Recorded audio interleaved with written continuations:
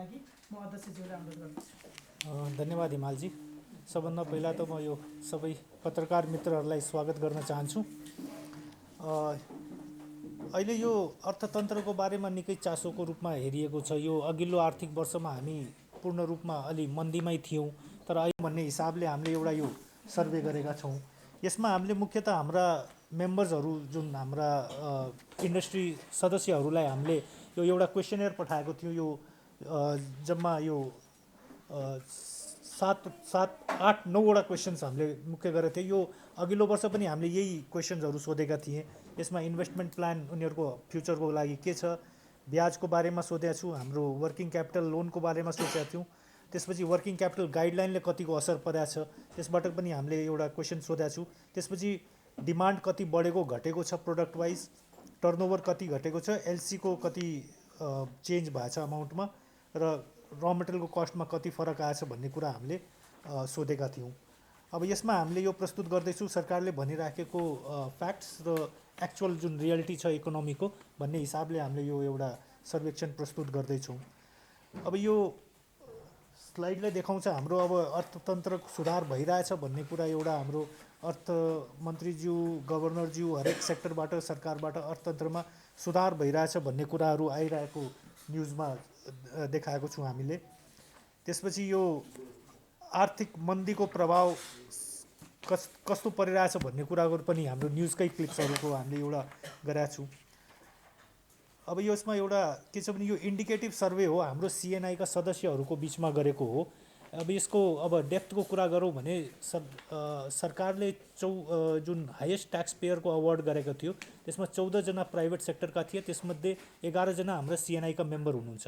यसबाट तपाईँले अन्दाज लगाउन सक्नुहुन्छ कि यो सिएनआईको मेम्बरसिपको बेस कस्तो छ भन्ने कुराको पनि अन्दाज हुन्छ यसबाट। र यो सर्वेले इकोनोमीको अहिलेको अवस्थालाई इङ्गित गरेको छ भन्ने हामीलाई लागेको छ। सबभन्दा पहिला त यो हाम्रो जिडिपी ग्रोथको हामीले डाटा दिइरहेको छु। 2070-71देखि 6.01 थियो, जुन 16 भनिरहेको छ त्यो नोमिनल जिडिपी हो। रियल जिडिपी फोरकास्ट 1.86 हो। यो फोरकास्ट किन पनि छ भने हाम्रो यो थर्ड क्वार्टर र फोर्थ क्वार्टरको जिडिपीको डेटा गभर्मेन्टले अहिलेसम्म पब्लिस गरेको छैन। नेक्स्ट स्लाइडमा हामीले यो क्वार्टर वाइज देखाइरहेको छु एउटा जिडिपीको फिगर्सहरू। 79-80को 78-79को सेकेन्ड क्वार्टरमा 1.78 थियो, 78-79को थर्ड क्वार्टरमा 0.16 थियो, र 78-79को क्वार्टर 4, 79-80को क्वार्टर 1, 79-80को क्वार्टर 2 तिनटैमा नेगेटिभ जिडिपी ग्रोथ छ। यसले के प्रमाणित गर्छ भने हामी मन्दीमा गएका छौँ।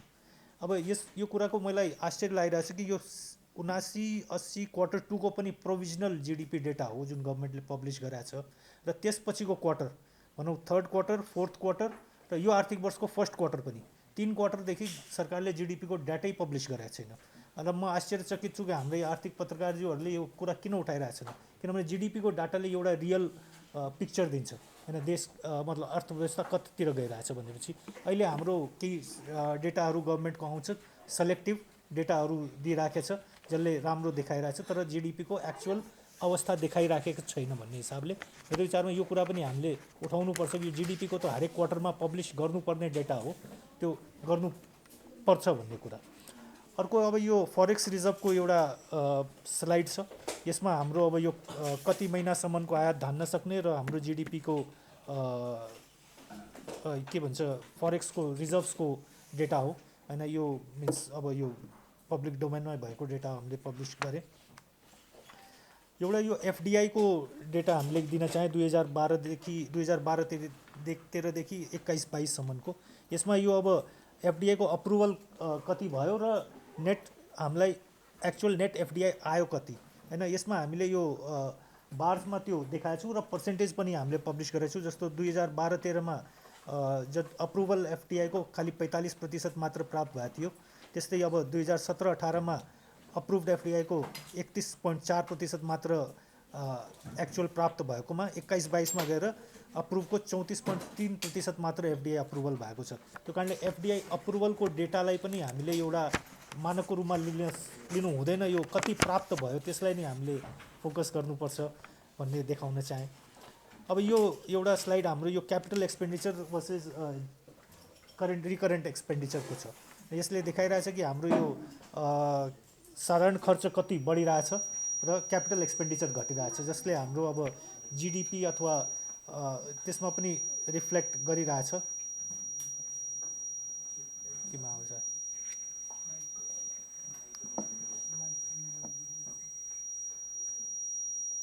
देखाउँदैछु यो deposit mobilisation versus private sector growth. होइन यो मन्थ टु मन्थ डेटा छ।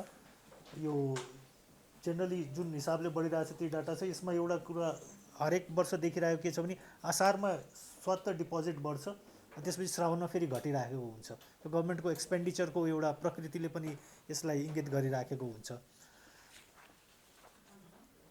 अनि यो इन्ट्रेस्ट रेटको यो एक्चुअल अहिले जुन देखिराखेको डिपोजिट रेटको जुन एभरेज चलिरहेछ, बेस रेटको र लेन्डिङ रेटको। अब एउटा कुरा यो जुन सेन्सिटिभ कुरा छ, यो ब्ल्याक लिस्टिङ जुन बढिराखेको छ अवस्थामा, यसमा हामीले यो देखाएका छौँ कि हरेक वर्ष कतिवटा ब्ल्याक लिस्टिङ भइरहेको छ भने, जस्तो 78-79 मा 12,889, 79-80 मा 26,860 र 2080-81 को 3 महिनाको डाटा होइन, यो 16,447 3 महिनाको डाटा होइन ब्ल्याक लिस्टिङ भएको यो डाटा देखाइरहेछ। र अर्को यो हामीले यो देखाइरहेछौँ टोटल ब्ल्याक लिस्टेड कति छ, किनभने 5 महिनाको डेटा कति के हुन्छ भने ब्ल्याक लिस्टिङ भइरहेको हुन्छ, कति ब्ल्याक लिस्टिङबाट निक्लिराखे पनि हुन्छ। त्यो हिसाबले एक्चुअल यो 5 महिनाको डाटा 69,775 अहिले ब्ल्याक लिस्टेड छ। अनि यो डाटाले पनि अहिले हाम्रो भनौँ न यो अर्थतन्त्रको अवस्थाको बारेमा एउटा देखाइरहेछ, जुन हाम्रो एनपिएहरू बढिरहेछ। यो एउटा एनपिएलको स्लाइड छ होइन। यसमा मन्थ वाइज हाम्रो एनपिएल कति भइरहेछ भन्ने छ र पर्सेन्टेज कति ग्रोथ भइरहेछ त्यो पनि देखाइरहेछ होइन। यो 79-80 को पौषमा 2.63 एनपिएल थियो, 79-80 चैत्रमा 3.34 भएर 27.4% थियो। अनि यो 80-81 मा 3.02 एनपिएल भएर यो घटेको थियो 9.58। त्यसपछि फेरि स्वाटै असोजमा फेरि बढेको अवस्था छ, 3.66 एनपिएल छ, 21% बढेको देखाइरहेछ। अब यो डिमान्ड यो जुन हामीले सर्वे गरेका छौँ त्यसमा विभिन्न सेक्टरल सर्वे गर्दाखेरि यो एउटा कम्बाइन्ड सबै सेक्टरको कम्बाइन गरेर हामीले यो डाटा देखाइरहेछौँ। यसमा हाम्रो यो जुन निलो बार छ यसले 79-80 अघिल्लो आर्थिक वर्षको फर्स्ट क्वार्टरको डाटा कम्पेयर टु 78-79 कति घटेको थियो अथवा बढेको थियो भन्ने देखाइरहेछ। जस्तो कि यो चेन्ज इन कस्ट अफ र मेटेरियल 79-80 को फर्स्ट क्वार्टरमा 22.77% बढेको थियो। रातो चाहिँ जुन देखाइरहेछ त्यो हाम्रो 80-81 को first quarter to compare to this 79-80 को फर्स्ट क्वार्टर भनेपछि तपाईँको यो 22.77% जुन बढेको छ, त्यसपछि त्यो 22.77% मा 10.95% बढेको हो यो। र थर्ड जुन ग्रीन लाइन देखाइरहेछ यो हाम्रो 78-79 को जुन थियो त्यो क्वार्टरबाट टोटल यो 2 वर्षमा 2 क्वार्टरमा कति घटेको भन्ने हाम्रो एउटा यो सर्वेले देखाएको छ। त्यसमा अब यो इन्ट्रेस्ट रेटको डेटा छ, त्यसपछि interest rate business loan working capital share of loan on working capital यो अघिल्लो वर्षमा 47.26% थियो, यो क्वार्टरमा 45.31% छ। र चेन्ज इन डिमान्ड यो टोटल इन्डस्ट्रीको भन्ने देखाइरहेको छु। अघिल्लो आर्थिक वर्षमा फर्स्ट क्वार्टरमा -28.28% थियो, यो आर्थिक वर्षको फर्स्ट क्वार्टरमा यो 28.28% मा थप 12.6% घटेको छ। अनि 78-79 को क्वार्टरबाट हेर्ने हो भने टोटलमा 36.93% डिमान्ड घटेको छ। त्यस्तै टर्नओभरमा पनि 24.94% अघिल्लो आर्थिक वर्षमा घटेको, यो वर्ष थप 7.46% घटेको र टोटल 30.54% डिमान्ड टर्नओभर घटेको अवस्था छ। एलसी को पनि त्यही हिसाबले घटेको छ, 22% थप 12%, total 32%। Drop in new investment plan अघिल्लो आर्थिक वर्षमा 69.44%ले हामीले नयाँ प्लान ड्रप गरेका छु भने चाहिँ यो आर्थिक वर्षमा हामीले 55.32%ले यसमा ड्रप गरेको भन्छ। अनि एउटा नयाँ क्लज हामीले यो पालि राखेको थियौँ, त्यसको कम्पेरिजन हामीसँग लास्ट इयरसँग छैन। यो इफेक्ट अफ वर्किङ क्यापिटल गाइडलाइनको कतिको तपाईँलाई असर परेछ भन्ने कुरामा 53.19%ले हामीलाई अति नै असर परेछ भन्ने कुरा हामीलाई सर्वेमा भन्नुभएको छ। अब हामी यो सेक्टरलको हिसाबले अगाडि बढ्छौँ। सबभन्दा पहिला अटोमोबाइल क्षेत्रमा अटोमोबाइल क्षेत्रमा यो अब cost of change in cost of र मेटेरियल यो 1.6% र अघिल्लो लास्ट इयरको क्वार्टरमा थियो, यो पालि 2% बढेर टोटल 3.36% बढेको छ। ब्याजको लगभग त्यही 12-13 को रेन्जमा छ सबै। वर्किङ क्यापिटल लोन अलिकति बढेको अवस्था देखिरहेछ यसमा। अनि चेन्ज इन डिमान्ड अब बेसिकली अटोमोबाइलको त हामीलाई थाहा छँदैछ, ब्यान गरेको थियो इम्पोर्टको, अनि टोटलमा ब्याङ्किङको पनि त्यो हुँदाखेरि डिमान्ड घटेको थियो। बिचमा यो आर्थिक वर्षमा फर्स्ट क्वार्टरमा बढेको देखिन्छ, किनभने ब्यान हटिसकेको अवस्थामा अलिकति बिक्री बढेकोमा 4.99% बढेको छ। तर टोटलमा हामीले 3 वर्षको हेर्ने भने 77%ले डिमान्ड घटेको अवस्था छ यो। अनि यो चेन्ज इन टर्नओभर पनि त्यही हिसाबले छ, मोरलेस त्यही रेन्जमा छ। Change in LC amount, drop in investment plan last year सबैले 100% अब नयाँ इन्भेस्टमेन्ट नगर्ने भनेको थियो, ब्यान भएको अवस्था थियो, र अहिले आएर 60%ले इन्भेस्टमेन्ट प्लान ड्रप गरेको भनेको छ। अब सिमेन्ट म्यानुफ्याक्चरिङ, सिमेन्टमा यो अब चेन्ज इन कस्ट अफ र मेटेरियल अघिल्लो वर्ष 34.5%ले बढेको, यो आर्थिक वर्षको फर्स्ट क्वार्टरमा 1%ले बढेर टोटल 35.85%ले बढेको छ। इन्ट्रेस्ट लगभग त्यही 12-13% को हाराहारीमा त्यही छ। वर्किङ क्यापिटलको पनि अघिल्लो आर्थिक वर्षमा 53% थियो, अहिले यो आर्थिक वर्षमा 51.25% छ। चेन्ज इन डिमान्ड, अघिल्लो आर्थिक वर्षको फर्स्ट क्वार्टरमा 40%ले डिमान्ड घटेको अवस्था छ। यो वर्षको फर्स्ट क्वार्टरमा थप 7.36%ले डिमान्ड घटेको छ। र टोटल हामीले 78-79बाट हेर्ने भने 44.57% सिमेन्टको डिमान्ड घटेको अवस्था छ। अब टर्नओभर पनि लगभग त्यही हाराहारीमा छ, 39% घटेको, यो आर्थिक वर्षमा 9.5% घटेको, र टोटलमा 44% घटेको। चेन्ज इन एलसी अमाउन्ट अघिल्लो आर्थिक वर्षमा 39.25%ले घटेको थियो, यो आर्थिक वर्षमा अलिकति 30% चेन्ज इन एलसी अमाउन्ट बढेको देखिएको छ। यसमा हामीले हाम्रा उद्योगीहरूसँग बुझ्दाखेरि केही इन्डियाबाट पहिला कोइला आउँथ्यो, त्यो एलसी नखोलिकन त्यतिकै डिडी पठाएर आरटिजिएस गरेर आउँथ्यो, त्यो अहिले एलसीमा सुरु भएको छ, त्यो कारणले एलसीको अलिक बढेको छ।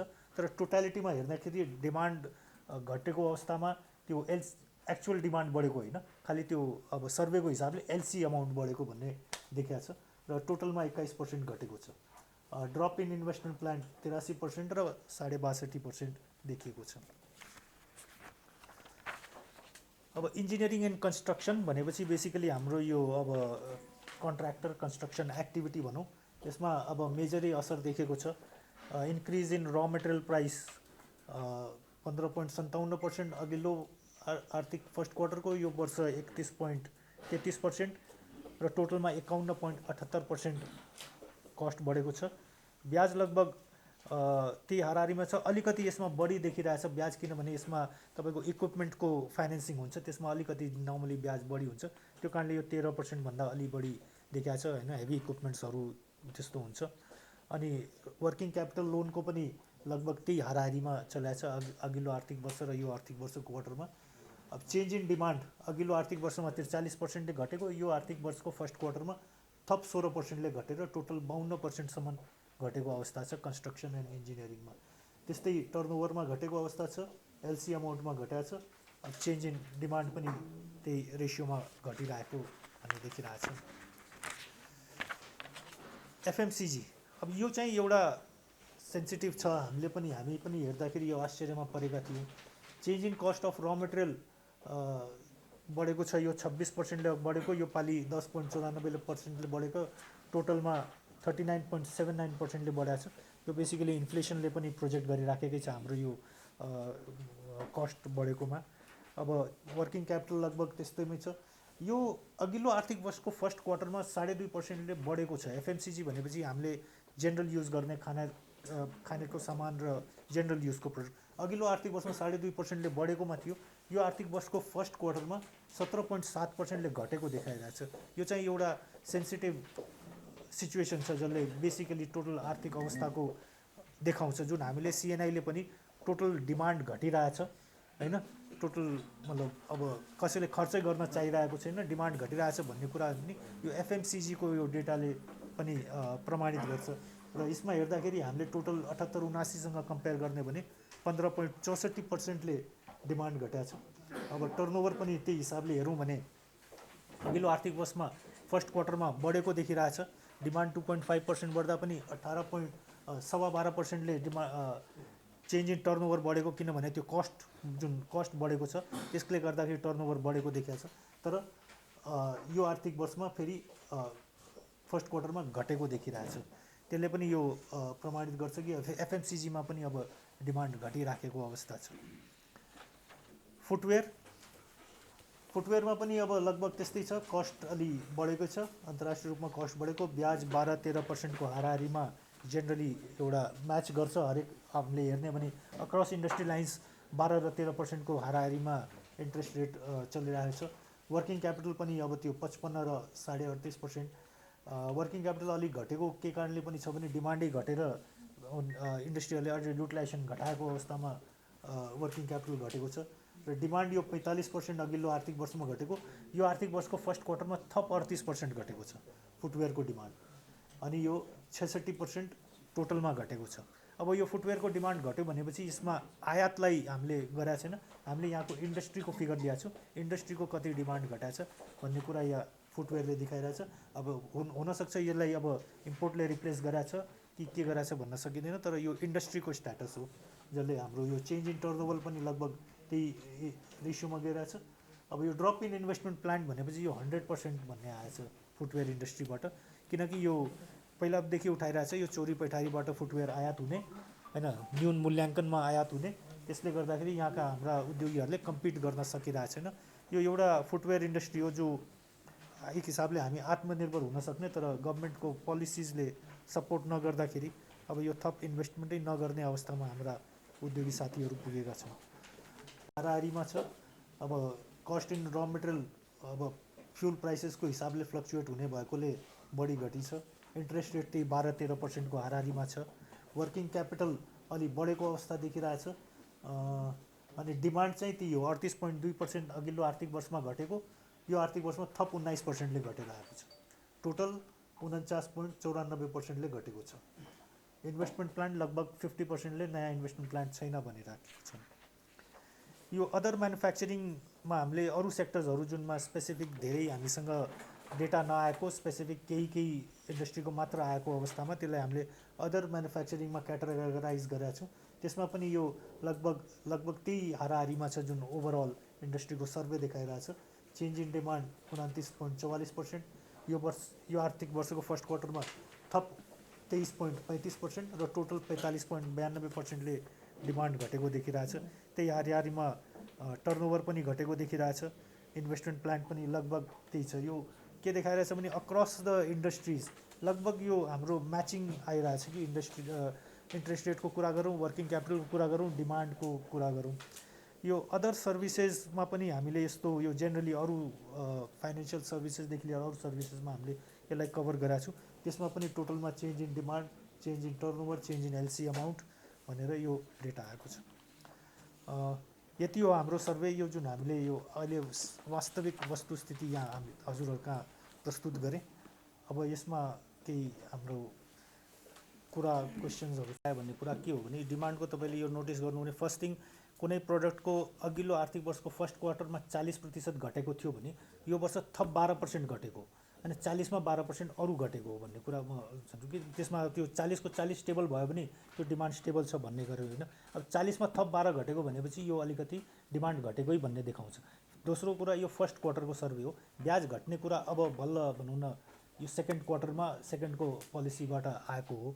र तेस्रो कुरा के हो भने यो अल्टिमेटली अब ब्याज एउटा फ्याक्टर डेफिनेटली हो, तर गभर्मेन्टको क्यापिटल एक्सपेन्डिचर जुन हामीले यो स्लाइडले पनि देखाएर छ नि, त्यो पनि एउटा ठुलो फ्याक्टर हो कि गभर्मेन्टको क्यापिटल एक्सपेन्डिचरले अर्थतन्त्र चलायमान बनाउने हो होइन। त्यो क्यापिटल एक्सपेन्डिचरको अहिलेसम्म केही अगाडि बढेको जस्तो देखिरहेको छैन होइन। यो के हुन्छ भने तपाईँको खालि एउटा भनौँ न एउटा फ्याक्टरले मात्र इफेक्ट गरेको हुँदैन इकोनोमीलाई होइन। ब्याज पनि एउटा फ्याक्टर हो, ब्याज अलि घट्यो भने कमसेकम जनताले अथवा सबैको अलिकति स्पेन्डिङ बढ्छ होला भन्ने हिसाबले ब्याज घटाउने हो, अथवा अब इन्डस्ट्रीहरूको अलिकति कस्ट घट्नेतिर ब्याज घटेर कस्ट घट्ने भन्ने एउटा पाटो हो। तर अल्टिमेटली त गभर्मेन्टको स्पेन्डिङ आउनु पऱ्यो, गभर्मेन्टको यो क्यापिटल एक्सपेन्डिचर हुनु पऱ्यो, कन्ट्र्याक्ट्सहरू नयाँ भनौँ न पुरानाको पेमेन्टको पनि इस्यु चलिराखेको छ, नयाँ कन्ट्र्याक्टहरू इस्यु हुनु पऱ्यो र पैसा गभर्मेन्टको पैसा बजारमा आउनु पऱ्यो। अहिले त के भइरहेछ भने गभर्मेन्टले ब्याज घटाउने कुरा त गरिरहेछ, तर आफ्नो साधारण खर्चको लागि नै मार्केटबाट पैसा उठाइराखेको छ। त्यसले पनि ब्याजलाई पूर्ण रूपमा घट्न चाहिँ दिइरहेको छैन। त्यो क्राउडिङ आउट इफेक्ट भन्छौँ नि, त्यो भइराखेको पनि अवस्था छ कि नभए अब यो ब्याज त अब त्यो हिसाबले त्यो स्पिडले जुन हिसाबले घट्नुपर्ने त्यो घट्न सकिरहेको पनि छैन र मुख्य कुरा गभर्मेन्टको स्पेन्डिङ आउनुपर्ने छ कि एकदम होइन। त्यो हिसाबले अब यसलाई पोजिटिभ त लिनुपर्छ गर्नु भनेर होइन, तर अब त्यति थोरै पर्सेन्टेजमा हुँदाखेरि कतिको त्यसलाई लिने भन्ने हो, तर अलिकति पोजिटिभ त लिनुपर्छ यो जुन हिसाबले आएको छ सर्वेले। किनभने हामीले त एक्चुअल जुन सर्वे आएछ त्यो एक्चुअल सर्वे प्रेजेन्ट गरे हो, जसको जस्तो पर्सेप्सन छ त्यही दिएको हो हामीले। यही हिसाबले ग्रोथ इकोनोमिक ट्र्याकमा आउन सक्छ भन्ने अलिअलि केही हो होपफुल सिचुएसन त देख्नुहुन्छ? होपफुल सिचुएसन देख्छौँ, तर अब अलिकति के छ भने अलिकति अब यो कुरा मैले भने नि गभर्मेन्टको क्यापिटल एक्सपेन्डिचरको कुरा चाहिँ एकदमै मेजर फ्याक्टर हामीले अहिले देखिरहेको छु कि अब यो अब ऋणै उठाइरहेछ भने ऋणै उठाएर भए पनि क्यापिटल एक्सपेन्डिचर अलिकति गर्ने हो भने यसलाई चलायमान बनाउनलाई सहयोग मिल्छ। अर्को कुरा हामीले के हेरेको छौँ भने यो एउटा कन्ट्र्याक्टरहरूको 40 अर्ब रुपियाँको पनि एउटा डेडलक जस्तो भएर बसेको छ कि होइन। त्यो किन हो भन्ने कुरा मैले पनि एकदम बुझ्न खोजेँ। सरकारले पैसा दिनु बाँकी नै छैन भन्ने, कन्ट्र्याक्टरले लिनु बाँकी छ भन्ने। त्यसको हामीले बुझ्दाखेरि के भएको छ भने यो अब हरेक वर्ष बजेट आउँदाखेरि नयाँ योजना थपिने राजनीतिक प्रेसरमा, अनि त्यो योजनाको फेरि अर्को वर्ष आउँदाखेरि त्यो योजनामा फेरि बजेट प्रोभिजन नहुने, नयाँ योजना आउने, अनि त्यो ठेक्का लागिसकेको छ, काम भइरहेछ होइन। त्यस्तो अवस्थामा यो जुन 40 अर्बको कुरा आइरहेछ नि, त्यो ठेक्का लागेको काम भएको तर बजेट सुनिश्चितता नभएको होइन, र प्राविधिक कारणले उनीहरूले बिल पनि पेस गर्न नसकिरहेको।